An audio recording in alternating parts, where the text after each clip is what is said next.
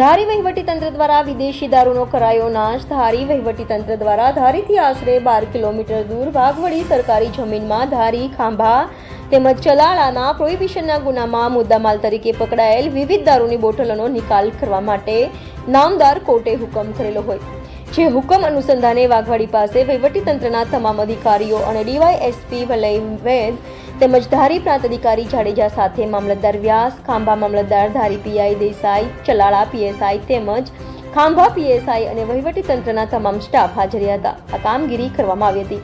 Reporter Jayesh Limbani, Saurashtra news, Amreli. Court દ્વારા દારૂ પકડાયેલ ગુનામાં જે કેસનું ફાઇનલ હિયરિંગ થઈ ગયું અને જે મુદ્દામાલ નાશ કરવા માટે કોર્ટ દ્વારા ઓર્ડર કરવામાં આવેલો હોય તેવા પ્રકારના ધારી, ખાંભા અને ચલાળા પોલીસ સ્ટેશનના અલગ અલગ પકડાયેલા દારૂના મુદ્દામાલનો નાશ કરવા અંગે સબ ડિવિઝનલ મેજિસ્ટ્રેટ સાહેબના હુકમ અન્વયે આજરોજ ધારી પાસે આવેલા વાઘવડી ગામની સરકારી જમીનની સીમમાં મુદ્દામાલ નાશ કરવા માટેની પ્રક્રિયા હાથ ધરવામાં આવેલી છે. સર, આવી કાર્યવાહી દર વર્ષે થાય છે? અવારનવાર જ્યારે પણ મુદ્દામાલ જાજો ભેગો થાય અને કોર્ટના હુકમ પ્રમાણે નાશ કરવાની સૂચના આવે ત્યારે આવી કાર્યવાહી કરવામાં આવતી હોય છે.